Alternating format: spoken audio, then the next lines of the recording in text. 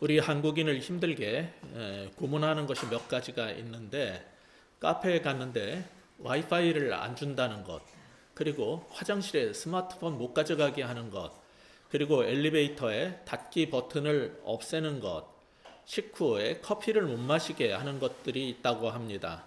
요즘에는 벚꽃이 피는데 꽃놀이 못 가게 막는 것, 또 우리 같은 경우 교회 가고 싶은데 교회 못 가게 막는 것도 있지 않나 하는 생각이 듭니다. 코로나19 사태로 인해서 장사도 안 되고 아이들도 학교를 못 가고 종일 집에 있게 되면서부터 부모나 아이나 모두 지금 힘든 시간을 보내고 있습니다.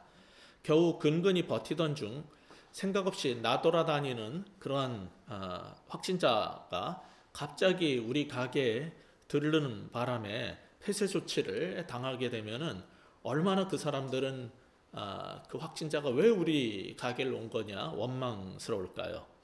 이 험한 세상 정말 살기 힘든 거는 누가 꼭 총이나 칼을 들이대는 그런 악당이 있어서 때문이 아니라 그냥 우리 주변에 평범한 사람들의 무지와 부주의와 이기적인 일상 때문에 생기는 것들이 많습니다. 이런 세상살이도 지금 너무 힘들지만은 우리의 선한 종교적 열심 때문에 피해보는 사람들도 있다는 것을 알아야 합니다.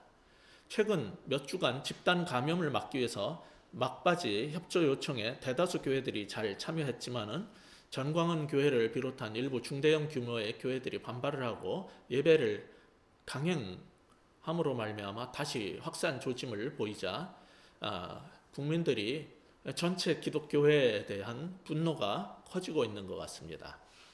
헌법이 보장한 종교의 자유 침해라고 화를 내기 전에 좁은 폐쇄 공간에서 많은 사람들이 모여 있을 때 이 코로나 바이러스가 들불처럼 번질 수 있다는 그런 우려 때문에 우리의 이웃을 위해서 우리가 갖고 있는 권리를 잠시 접어두는 것은 성숙한 기독교인의 자세라고 생각을 합니다. 우리의 종교적 열심 때문에 주변 사람들이 피해를 본 대표적인 사건이 우리가 지금 보고 있는 사도행전 22장 사건입니다.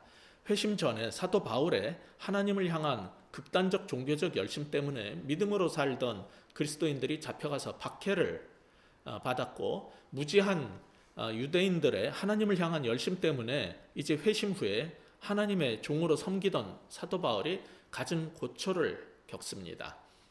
지금 우리나라는 국가적인 위기, 아니 세계적으로 보면은 모든 나라들이 그 위기를 겪고 있는데, 이때 기독교회들이 보이는 태도는 앞으로 기독교 선교에 커다란 영향을 끼칠 거라고 생각합니다. 지난 설교에도 언급했던 어떤 한 교회처럼 교육자들과 교인들이 이러한 위험한 상황 속에서도 모여가지고 부족한 마스크를 만들어서 마스크 없는 사람들에게 나눠주는 일, 방역과 치료를 위해서 희생적으로 수고하는 의료진들에게 필요한 물품과 먹을 것을 제공하는 미담이 많아지면은 기독교는 호감을 받게 되고 선교엔 녹색불이 켜지게 될 겁니다. 그러나 이기적으로 나의 예배 권리만 고집하고 집단 감염과 확산이 일어나든 말든 계속 말썽을 부리게 되면 지금 벌어지는 건 신천지라든지 그 이재록의 그 만민교회 거기에도 이단이거든요. 그래서 다행이지만 일반 교회가 자꾸 그런 일에 조금씩 개입이 되게 되면 앞으로 교회의 선교와 전도는 물론 기존 교회들의 성장도 어려워질 겁니다.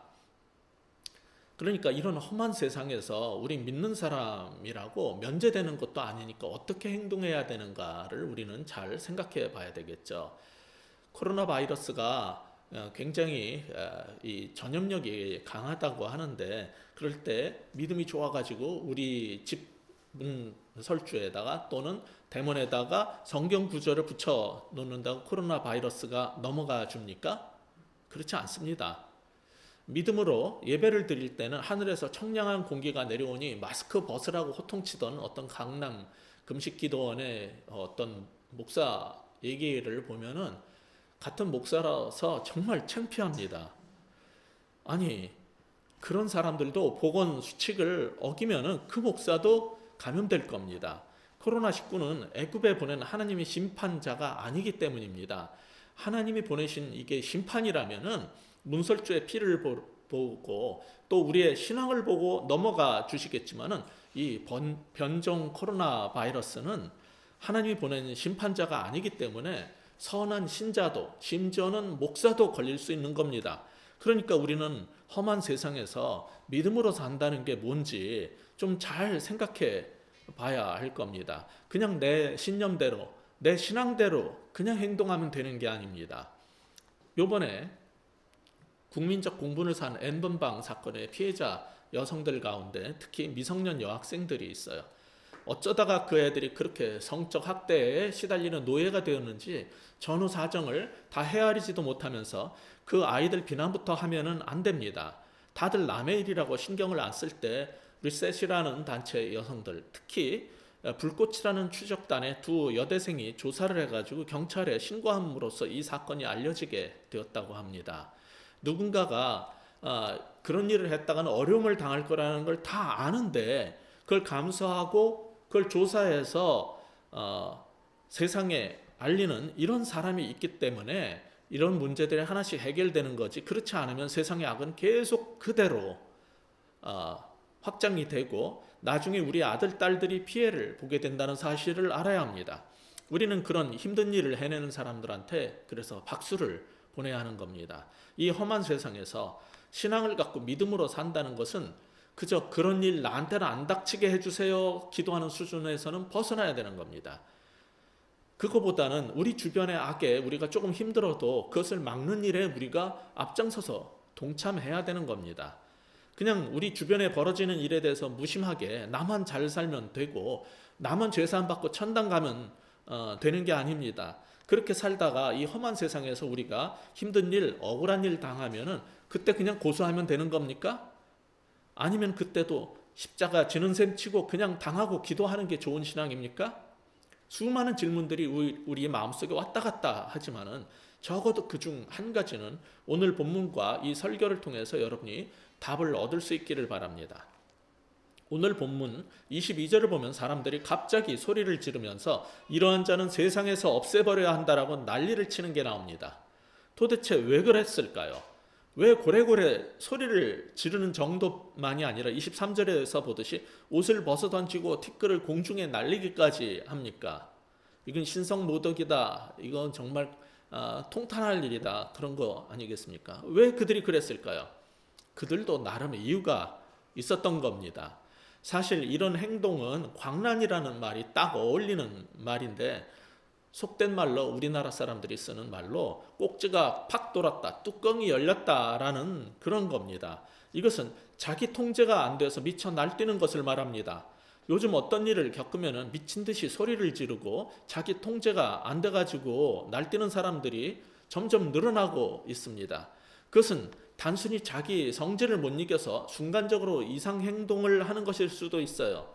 그런데 이런 것이 우리 그리스도인들에게는 있으면 안 됩니다. 성령 타령을 하면서 자기 통제력을 잃은 모습을 하는 것은 성령의 열매인 오래 참음, 자비, 양선, 온유, 절제들하고 거리가 먼 모습입니다. 물론 성령으로 거듭난 사람도 극한 상황에 처하면 잠시 그럴 수 있어요. 그러나 적어도 지속적으로 영성 훈련이 된 사람이라든지 성령의 지배를 받는 사람이라면 그 순간 잠깐 멈추고 기도하는 습관대로 한 호흡 쉬고 가려고 노력할 겁니다. 그게 바로 성령 충만한 그리스도인의 삶으로 가는 길이지, 성령을 받았다고 우리가 그런 일이 안 생긴다든지 생길 때 가만히 있어도 저절로 컨트롤이 되고 다스려지는 게 아닙니다. 그런 상황에서 그대로 폭발하는 사람들이 알아둬야 할 게 있어요. 단순히 자기 성질을 못 이겨서만이 아니라 때로는 순간적으로 자신을 사탄에게 내줘서 그런 것이고 간혹 순간순간 영적으로 마귀의 영에 사로잡혀서 그러는 겁니다. 영적인 척하는 사람들은 거듭난 그리스도인들은 그런 일이 사탄에게 그 마음을 뺏기는 일이 없다 이렇게 우기는데 그건 잘못된 생각입니다. 마태복음에 보시면은 주는 그리스도시요 살아계신 하나님의 아들이시니이다라는 멋진 신앙 고백을 남겼던 베드로도 조금 후 마태복음 16장 21절을 보시면은 예수께서 자기의 종교적 신념과 다른 십자가 계획을 드러내시자 어떻게 했습니까? 우리식 말로 순간 빡 돌아가지고 22절처럼 행동했어요. 현실감 있게 이것을 새 번역으로 정확하게 번역해 놓은 것을 그대로 보면은, 이에 베드로가 예수를 따라 붙들고 주님 안 됩니다. 절대로 이런 일이 주님께 일어나서는 안 됩니다라고 말하면서 예수께 어떻게 했다고요? 대들었다는 거예요. 그 상황을 보시고 예수님은 무엇이라고 말씀하셨어요? 23절 보세요. 그러나 예수께서는 돌아서서 베드로에게 말씀하셨다. 사탄아, 내 뒤로 물러가라. 너는 나에게 걸림돌이다. 너는 하나님의 일을 생각하지 않고 사람의 일만 생각하는구나.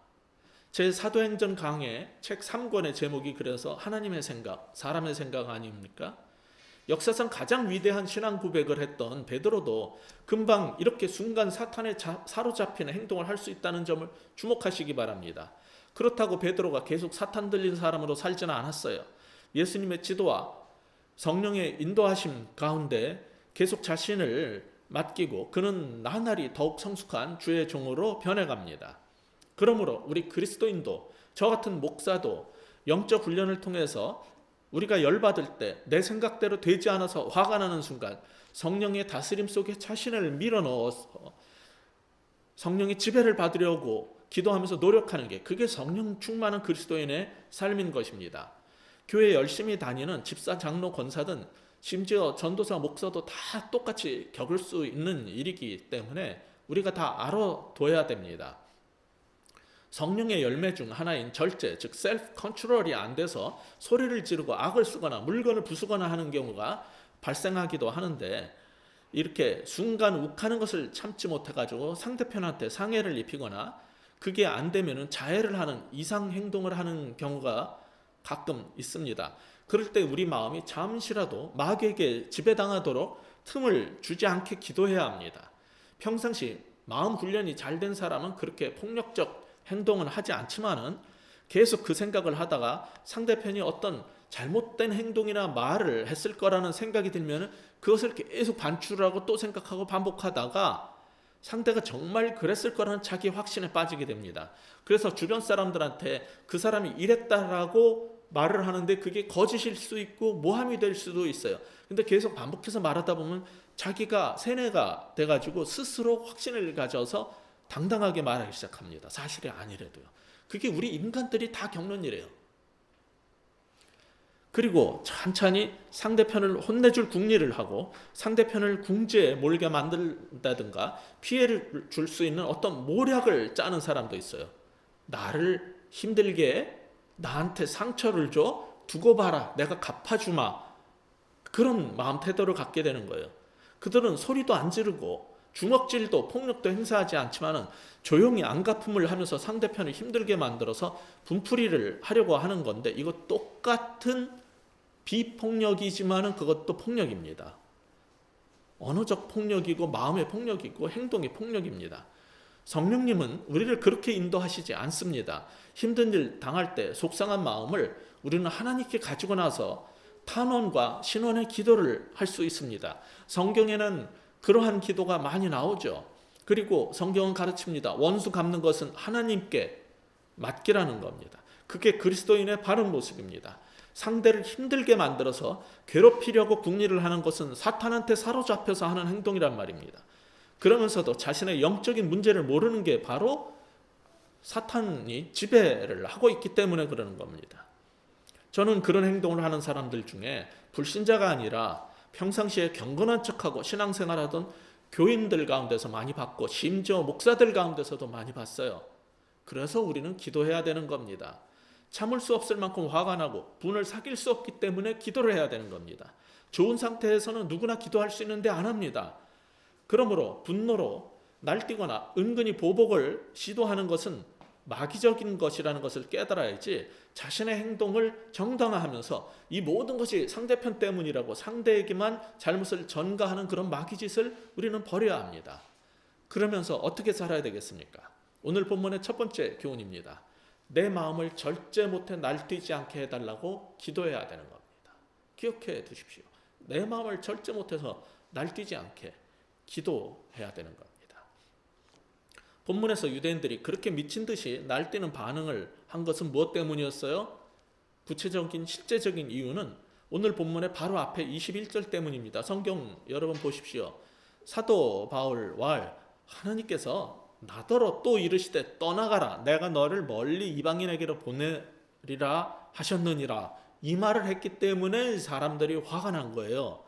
하나님이 그랬다는 말 때문에 세상 말로 이게 팍 도는 거예요. 유대인들 자신들이 선민이고 이방인들은 지옥의 불쏘시개 감이라고 생각을 했는데, 하나님의 그런 지옥불의 쓰레기 같은 놈들을 구원하기 위해서 이 예루살렘을 떠나서 그들에게 가라고 그랬다니 이게 말이 되냐는 겁니다. 그 자신들의 종교성에 의하면은 하나님은 절대로 그럴 만한 분이 아니기 때문에 이건 정말 말도 안 되는 일이니까 저런 놈을 없애버려야 된다라고 그들은 생각했던 겁니다. 유대인들이 갖고 있었던 이런 자기 확신과 그리고 종교성, 또 그것의 반대가 뭐냐면 나머지 다른 사람들에 대한 무시, 이게 하나님의 종 사도 바울에 대한 박해를 낳고 마른 겁니다. 우리도 때로는 하나님이 어떻게 저런 놈을 사랑하시고 은혜를 베푸시고 아끼실 수 있다는지 이해할 수가 없고 화가 날 때가 있습니다. 하나님께서 요나에게 니느웨에 가서 복음을 전하라고 증거하라고 했을 때 하나님의 종인 요나도 이해할 수가 없어서 화가 났던 것처럼 말입니다. 이런 종교적인 확신이 자기의 생각이 문제입니다. 아무리 지금 내가 이해할 수 없고 아무리 내가 받아들일 수 없어도 그렇다고 화를 내고 극단적 행동을 한다는 것은 우리 자신에게 문제가 있다는 것을 깨달아야 합니다. 본문 22절을 보면은 하나님께서 나를 이방인에게 보내셨다는 바울의 소명과 사명을 듣고 이해가 안 가고 자신들의 종교적 신념에 맞지 않는다고 해가지고 이 세상에서 없애버리자, 즉 죽이자고 나오는 것은 그들이 자신이 아무리 할례를 받은 아브라함의 후손이요 유하셀의 영세를 받은 하나님의 선민 이스라엘이라고 주장을 해도 그 영이 마귀에 사로잡힌 겁니다. 이 말이 심하게 들립니까? 성경을 보세요. 여러분 요한복음 8장 48절을 찾아보세요. 거기 보면 뭐라고 그랬습니까? 유대인들이 대답하여 이르되 우리가 너를 사마리아 사람이라 또는 귀신이 들렸다 하는 말이 옳지 아니하냐라고 합니다. 그들은 확신을 가지고 말을 하는 거예요. 52절도 보겠습니다. 유대인들이 이르되 지금 내가 귀신 들린 줄을 아노라. 아니 마귀의 자식들이 하나님에게 귀신 들렸다고 나오는 거예요. 요즘 이 코로나 사태 때문에 조금 조용하지만은 아무리 상대편이 내 반대편이 싫어도 그렇지 서울 한복판에서 대통령에게 간첩이네 멍멍이네 하는 욕을 하면서 끌어내리자 죽여라 어쩌고 하는 것은 목사나 그리스도인들이 할 짓이 아닙니다. 그것은 증오에 사로잡힌 마귀적 행동이지 샬롬을 전하는 그리스도인들이 할 수 있는 행동이 아닙니다. 이전에 더 많은 사람들이 못마땅히 했던 이명박 박근혜 대통령 시절에도 아무리 그들이 싫어도 그렇게 행동하지는 않았다는 점을 생각해 봐야 되는 겁니다.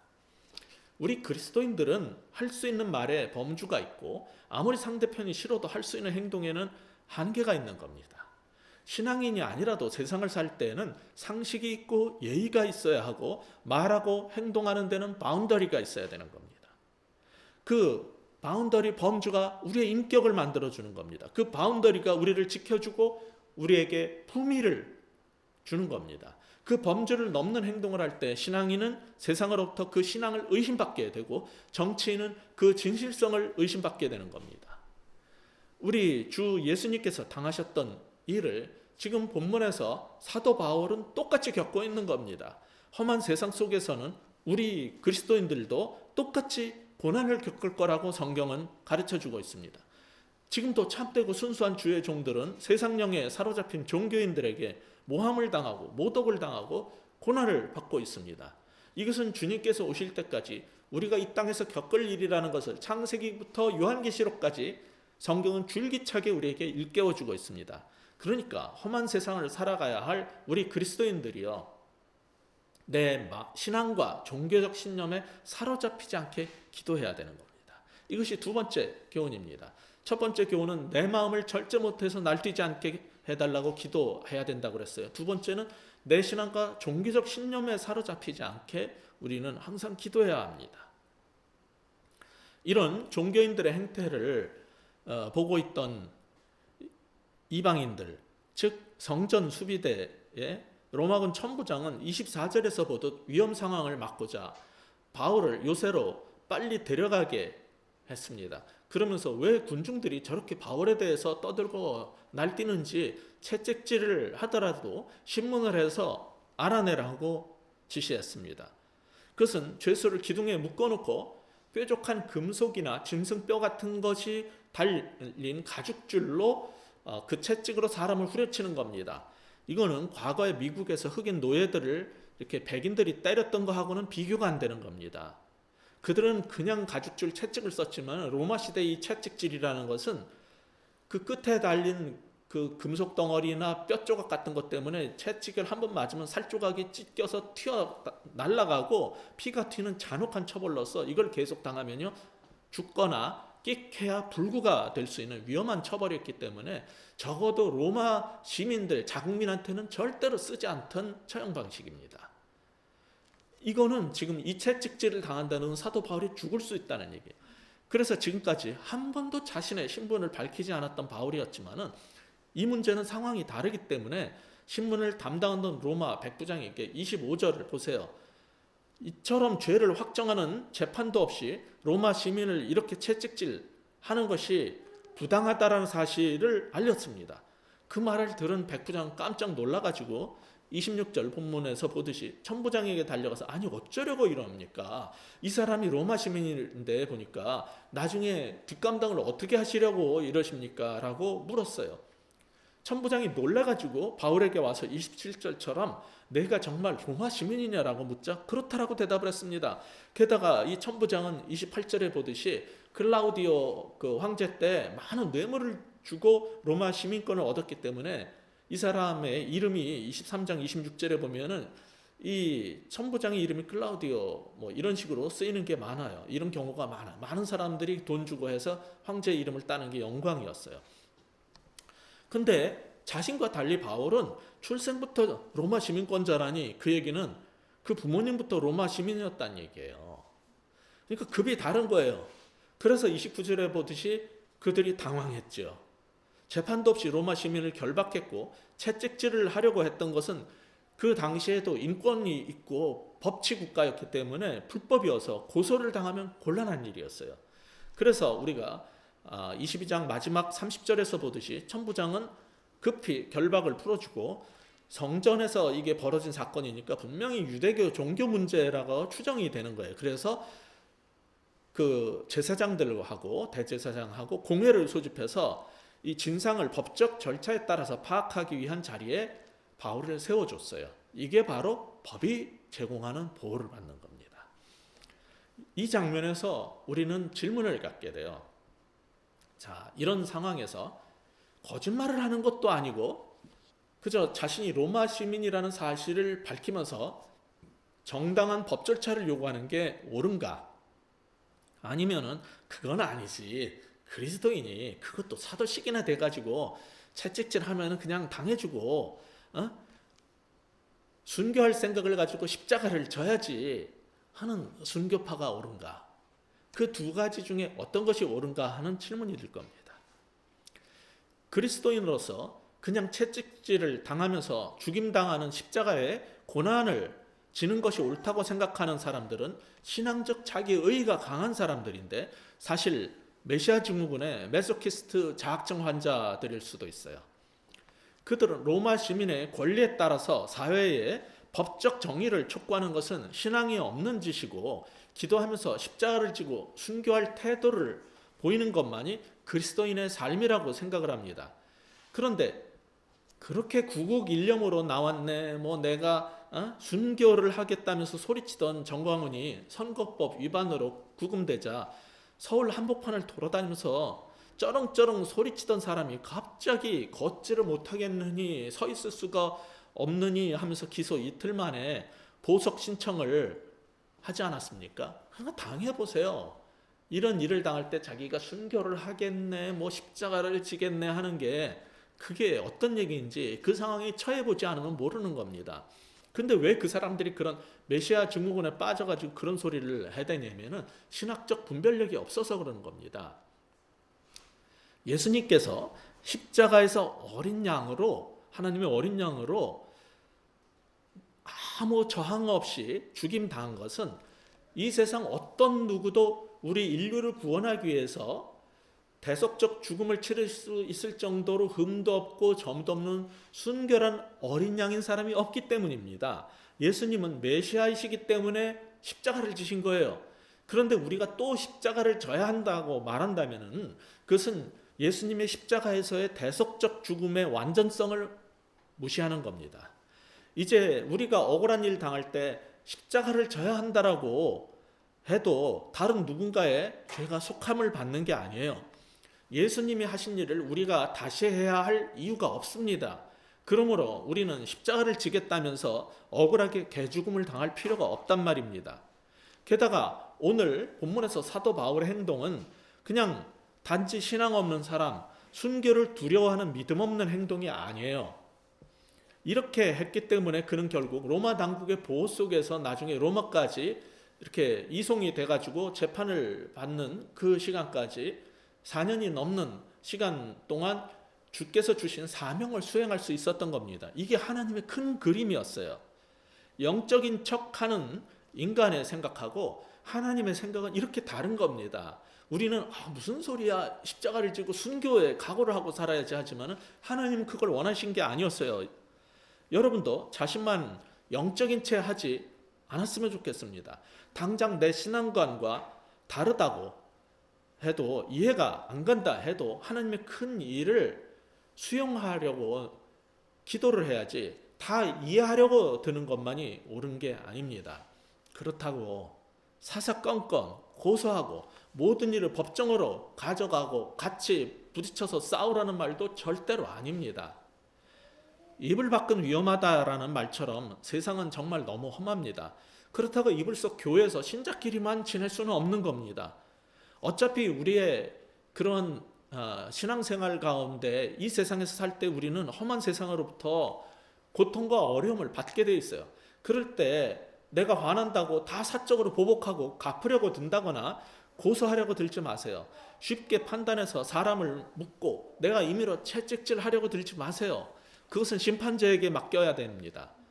하나님의 영광을 위해서 필요하다면 우리가 손해를 보고 피해를 봐주면서 하나님의 은혜를 그 악인들이 경험하게 해줘야 돼요. 물론 그들은 당장 그것을 이해하지 못하기 때문에 우리가 피해보고 상처받는 걸 보면서 속이 후련하다라고 말할 수도 있고 하나님의 정의가 실현되고 있다라고 좋아할 수도 있어요. 그럴 때는 우리 피가 끓고 속이 뒤집어지지만은 심판자 하나님을 믿고 복음을 위해서 그들의 회개와 구원을 위해서 우리는 기도해야 되는 겁니다. 그것이 바로 성경이 말하는 주님의 남은 고난을 교회를 위해 내 몸에 채우는 것입니다. 그게 바로 골로새서 1장 24절의 말씀이죠. 사실 그럴 때는 억울해서 견딜 수가 없고 잠이 안 오고, 저도 그런 일을 당하면 당장 쫓아가서 따지고 혼을 내주고 싶은 생각이 하루에도 12번씩 올라왔다 내려갔다 합니다. 그럴 때 참는 겁니다. 목사니까 참는 거고 우리가 그리스도인이기 때문에 참는 겁니다. 그러나 더 이상 주의 일을 할 수 없을 정도로 극에 달한 경우는 십자가를 진다면서 개죽음을 당할 필요가 없는 겁니다. 그렇다고 아까 말씀드린 것처럼 조금만 불편하면 자신의 특권을 내세우라는 말도 아닙니다. 사도 바울도 억울한 일을 지금까지 수도 없이 겪었지만은 한 번도 자신의 권리를 내세운 적이 없어요. 그걸로 어려움을 피하려고 한 적이 없어요.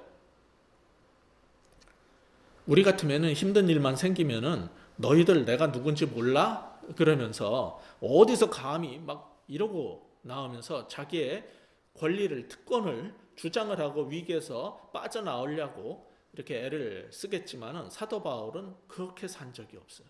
자신의 권리를 주장한 적이 없어요. 그러다가 정말 필요한 순간, 불법적 처형으로 말미암아 하나님의 일이 중단될 결정적 순간에 정당한 권리를 지금 주장하고 법의 보호를 요청한 것은 이건 옳은 행동입니다. 그럼 언제 우리가 주님의 영광을 위해서 우리의 권한을 주장할 수 있고 언제는 주님의 영광을 위해서 내가 십자가의 삶을 살아야 하는 걸까요? 이거를 분별하는 게 지혜입니다. 그런 지혜를 얻으려면 평상시 성경을 많이 읽고 그것을 하나님의 방식을 이해를 해야 되고 항상 성령의 인도하심 속에 자신을 집어넣는 그러한 영적 훈련이 되어 있어야 돼요. 이 험한 세상을 살기 위해서는 성경을 통해서 하나님의 큰 그림 속에서 지금 내가 겪고 있는 이 사건을 해석할 수 있는 능력을 갖춰야 되는 겁니다. 그거는 그냥 가만히 있는다고 생기는 일이 아니에요. 그리고 이 험한 세상 속에서 믿음으로 사는 법을 배워야 하는 겁니다. 그러다가 정말 필요할 때 어떻게 행동해야 될지 지혜를 가져야 돼요. 그렇기 때문에 오늘 본문이 우리에게 요구하는 세 번째 그러한 교훈은 십자가를 질 때와 정의를 요구할 때를 구별할 수 있는 지혜를 달라고 기도해야 된다는 겁니다. 첫째, 내 마음을 절제 못해서 날뛰지 않게 해달라고 기도해야 되겠어요. 둘째, 내 신앙과 종교적 신념에 사로잡혀서 오판하지 않도록 기도해야 되겠습니다. 마지막으로 십자가를 질 때와 정의를 요구할 때를 구별할 수 있는 지혜를 달라고 우리는 기도해야 되는 겁니다. 이번에 N번방 사건을 접하고 대통령은 제대로 수사할 것을 지시하면서 혹시라도 공직자 중에 그런 사람이 있으면 보고해달라고 지시했어요. 지금까지 우리나라 이게 돌아가는 걸 보면은 서지연 검사라는 여자 검사를 선임 검사가 성추행을 해서 그거를 밝히고 고발을 했어도 해결이 안 납니다. 승리와 버닝썬 클럽 사건이 생겼을 때 이런 성문제를 막을 수 있는 법안을 만들었는데 해결이 안 됐어요. 그건 수년 전부터 일베들 그리고 소라넷 사건 등 다양한 디지털 성범죄 사건 때마다 재발 방지를 위한 대책으로 처벌 강화를 위한 법안을 계속 올려도 법제처에서 처리가 안 되는 거예요. 지금까지. 왜 그럴까요? 국회, 검찰, 법원에 있는 고위 권력자들 때문이라는 보도가 지금 계속 나오고 있어요. 몇 년째.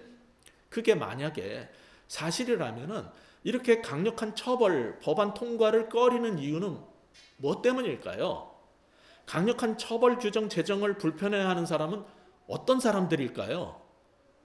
N번방 사건에 관련된 사람만 26만 명이라고 그랬어요. 이 주범이 이거 다 밝혀지면 대한민국이 뒤집어질 거리라는 말은 그 속에 굉장히 유명한 사람들도 있을 수 있다는 얘기예요. 권력층에 있는 사람들도 껴있을 수 있다는 얘기예요. 거기는 아니더라도 우리나라에 이미 수많은 음란 영상 관련 디지털 범죄자들이 얼마나 많겠어요. 이거 하나에 26만 명이 걸려있다면 얼마나 많은 사람. 그러니까 우리가 겉으로 보기에는 멀쩡해 보이는데 아무도 없는 곳에서 익명으로 인터넷에서 행동할 때 무슨 짓을 하고 다니는 사람이 얼마나 많을지 모르겠는 거예요. 그 가운데 자칭 기독교인이 없을 거라고 생각하십니까? 저는 그렇게 생각하지 않아요.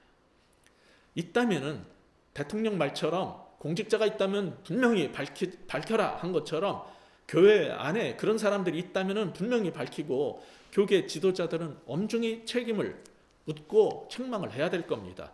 그런데 교계에 그럴 어른이 없어요 지금. 저는 이것이 안타깝습니다. 집안에 따끔하게 한마디 해줄 어른이 없기 때문에 다들 방자하게 굴고 누가 뭐라고 그러면은 대드는 겁니다. 물론 우리나라에는 이런 부정적 문제만 있는 것이 아니에요. 이 코로나 기회를 이용해서 한몫 보려는 마스크 사재기 하는 못된 인간들도 있지만은 마스크가 꼭 필요한 사람들 못 사니까 내가 살 수 있는 권리를 기꺼이 포기하고 내가 갖고 있는 마스크 아껴 쓰겠다는 사람들이 많아요. 제 제자, 목회자들, 신학생들 가운데 페이스북에 굉장히 그런 사람들이 많이 올라와요. 거리두기로 인해서 작은 가게들이 지금 영업이 안 돼서 폐업을 하게 되는데 나도 힘들다면서 월세를 올려달라는 사람도 있지만은 자발적으로 월세를 깎아주겠다면서 위기를 같이 극복해가자라고 하는 건물주도 우리나라에 있습니다. 그러니까 우리는 죄 많은 이 세상 내 살 곳 아니오라 하는 노래만 부를 게 아니라 차라리 이 험한 세상 다리가 되어주겠다는 브릿지 오버 더 트러블드 워터 같은 그런 거를 찬송가는 아니지만은 그런 자세가 필요한 거예요. 그러면서 같이 이 위기를 극복해 가려고 애쓰는 수많은 세상 사람들 앞에서 적어도 우리 그리스도인들은 부끄러운 사람이 되지는 말아야 하지 않겠습니까?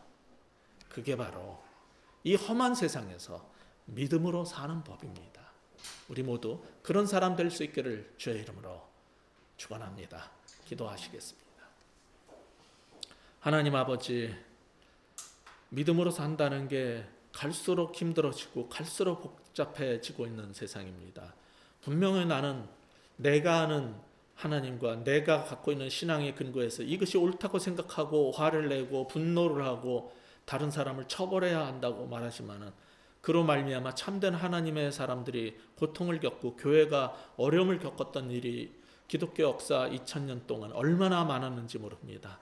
하나님 항상 우리 겸허한 자세로 임할 수 있도록 도와주옵소서. 그리고 정말 우리만 천국 가기 때문에, 예수 믿는 사람만 구원받기 때문에 갖고 있는 자부심이 있을지라도 때로는 세상 사람들만도 못한 행동을 함으로써 하나님의 이름과 교회를 부끄럽게 하는 일 없도록 주님 지혜를 주시옵소서.